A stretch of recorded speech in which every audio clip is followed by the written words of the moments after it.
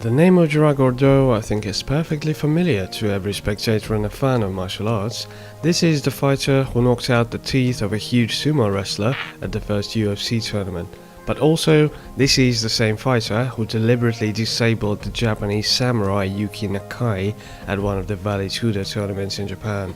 Gordeau exceeded Japanese in all aspects and apparently decided to make his advantage even more obvious. That evening he intentionally left Yuki with one eye, for which he is remembered and not very respected by MMA fans to this day.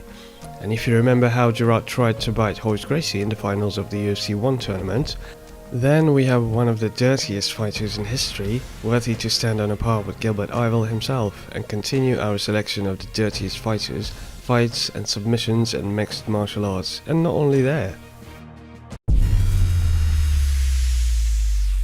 Now, I'm not much of a street fighter, but they took away my two most favorite things to do, biting and eye gouging. Doesn't matter. Pain I'm delivering, pain you'll see. Check it out. Now we have a Vale Tudo tournament and a distant 1997, in which it's very difficult to make dirt, since at these tournaments the restrictions were simply minimal. But Big Daddy Gary Goodridge was still able to surprise, and if he had succeeded this submission, he would have become the most unusual technique in the history of mankind, and would definitely get into the Guinness Book of Records. It was the final of the knockout tournament, in which Gary competed with Brazilian Pedro Otávio. Daddy immediately decided to show his heroic power. He squeezed Pedro by the ropes and impacted him a killer knee somewhere in the balls area, as if indicating what the bet was in this fight. Soon the fight went to the ground and the Brazilian was on top, which Gary really didn't like, since work from below wasn't his strong side. But then it wasn't the technique that came to his rescue, but ingenuity. Daddy, as if nothing had happened, began to fumble his huge paws in the Brazilian's groin. Either he decided to give Otávio a quick session of prostate massage, or he just wanted to check the Brazilian's balls for strength. And here it is difficult to say if it was dirty or just funny, but Pedro was definitely not up to fun when there was a huge foreign object in his underpants with hostile intentions. So Gary's plan was ingenious, but he couldn't carry it out fully, although he won the fight strangely anyway. Judging by Pedro's reaction, Daddy gave him a shot to the balls and became the champion of the tournament.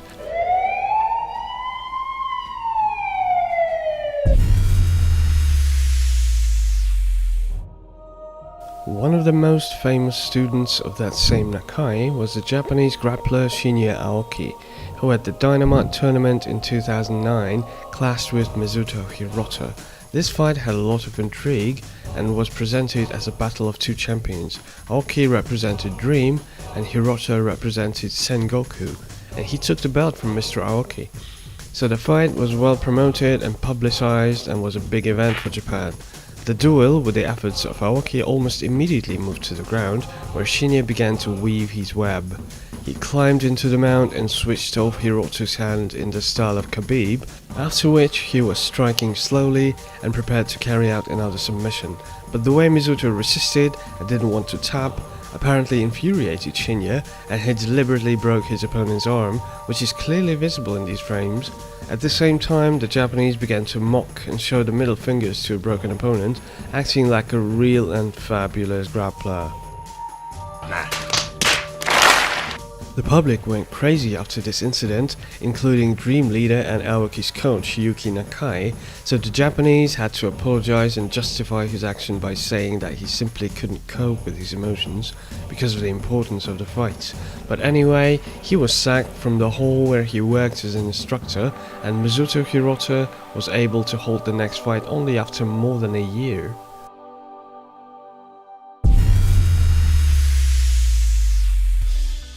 When it comes to dirty tricks and violations, and there is no rival in the program, who was the headliner of the first part, then we need a new hero, and Rousimar Palhares is undoubtedly suitable for this role. The genius of submissions who doesn't have a back, and here it is not about the fact that he doesn't give out, but about the fact that if he grabbed a limb, he will not let go until he rips it off by the roots.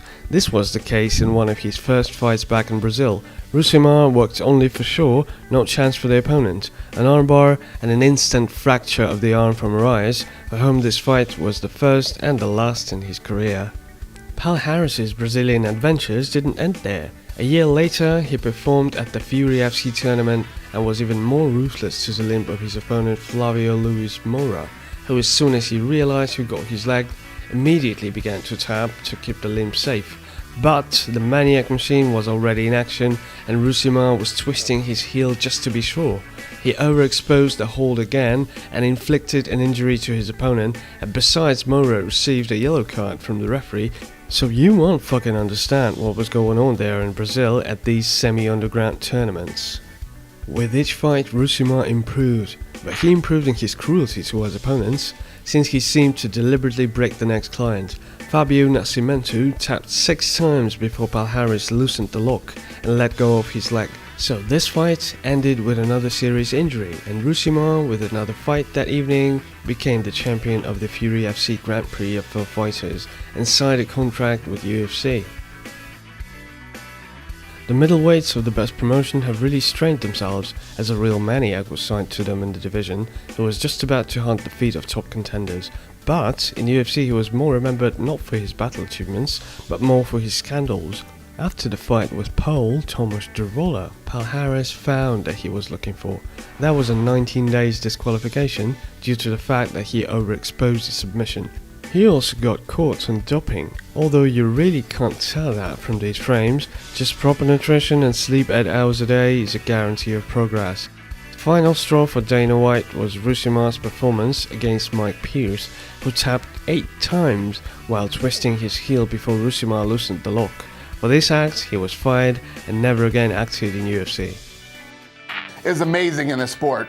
You know, we had an incident with a guy named Paul Daly from England who hit somebody after the fight was over. The fight was over and, you know, everybody's in the corner waiting for the decision. He went over and hit the guy. We cut him. He'll never fight in the UFC ever again. And this is the second incident we've had with Palhares, where he had the lock and he didn't let it go. Finally, he let it go, but yeah, I'm going to cut him too. With a UFC record of 8-4, Palhares left the organization and immediately received an offer from WSOF President Ray Sefo, as well as an instant title shot. But Ray immediately in the beginning warned him about the unacceptability of any violations of the rules and about the severity of the punishment. In November 2013, Palhares went to a welterweight title fight against champion Steve Carl, and we must give him credit for this victory. He got it without even inflicting a single injury on his opponent. Perhaps Sefo's warning had a positive effect. The first defense of the belt came after half a year, and the rival was John Fitch, a top wrestler who, like Palhares, was fired from UFC, although at that time, if I'm not mistaken, he was the top 10 welterweight. In the first minute, Rousimar took possession of John's leg and with great pleasure held the knee bar, while according to the classic, he overexposed the submission so much so that John couldn't leave the cage on his own. For Palhares, this evening was very successful. He defended his championship and inflicted another injury on his opponent, and after the fight, it turned out that Fitch also failed the doping test.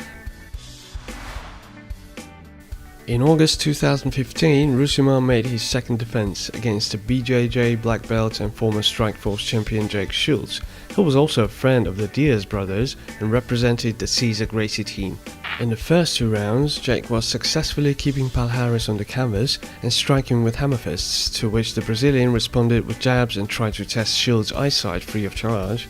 In the third round, angry Palhares turned the fight and managed to finish Schultz with Kimura, while deliberately going to the fracture, and for a very long time the frightened referee couldn't stop him. And after Stump released Jake, he got a response for unacceptable behavior right to his face. To another that kind of performance, Sefo's patience came to an end. Palhares lost the title and was fired from the organization, and the Nevada State Commission slapped him with a 2-year suspension for unprofessional behavior, as well as a $40,000 fine. And at the meeting of the commission, there was one funny episode. Rousimar, together with his defender, argued that he simply didn't see the referee and he took his blows on the back as Shields' knees, so he didn't let go.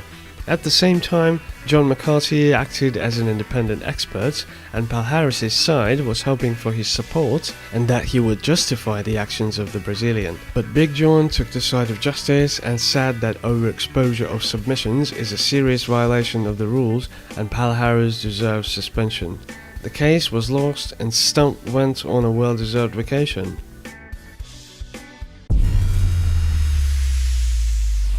It was the first tournament of the World Combat Championship organization, which took place in the distant 1995, and this league could become a nice competitor for UFC, but due to problems with sponsors, they held only one event and closed the shop.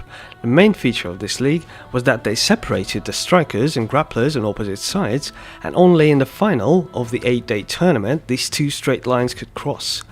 The first to enter the cage was Renzo Gracie, who at that time had only one official fight, but despite his little experience, he was the main favorite of the tournament, since at that time Jiu-Jitsu received an incredible hype and aura of invincibility. He was opposed by judoka Ben Spijkers, Dutch, who won silver medal at the World Championships and 3 times represented his country at the Olympic Games and took bronze as well. Ben was well prepared in his trash talking and before the fight tried to put pressure on Renzo, taunting him at the press conference and phoning him to the hotel room in the middle of the night. So Gracie went to the fight with a great desire to teach the trash talker a lesson. The fight quickly goes to the ground and Gracie is on his back, but Renzo isn't trying to attack the opponent from below. He gets to his feet and takes Ben down himself, after which he rams the opponent with his head. While trying to get back on his feet, Spiker gave Gracie his back, which was a fatal mistake for him. Renzo pounded him with a couple of heavy elbows in the back of the head, then choked the judoka and won the fight. A confident victory from Gracie, who stood up and stepped on the neck of the defeated opponent, which looked extremely ugly and disrespectful, although we see that the fighters are shaking hands and no one seems to be offended.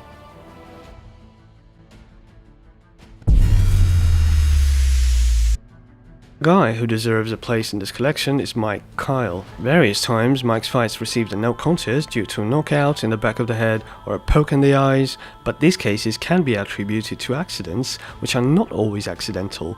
There were also more non-random things than those described earlier. Mike knocked out Wes Sims at the UFC 47 tournament, but after the fight Sims pointed to his chest, claiming that Kyle bit him when the fighters were down on the canvas, but this episode somehow was left without attention, and actually from this angle it was difficult to see anything. In UFC, Mike didn't stay long and had only 3 fights there, 2 of which he won. In 2006 he got the chance to become the WEC heavyweight champion against Brian Olsen, a league champion with 5 wins and 1 career loss. In this fight, Mike looked preferable and dominated on the ground. He could even finish the champion in the first round, but was unable to complete the chokehold. After that, there was some kind of mess in his head and the radars went completely off. Mike, after throwing, inflicted the forbidden soccer kick into Brian's head and began to smash the switched off champion into the canvas, while the frightened referee wasn't able to immediately drag the enraged heavyweight away. So Brian defended his belt by a suspension, and Mike behaved extremely inadequate and strange, as if his life was at stake and he had to destroy his opponent at any cost. After the fight, Kyle of course apologized, but he still honestly earned his 1.5 year of disqualification.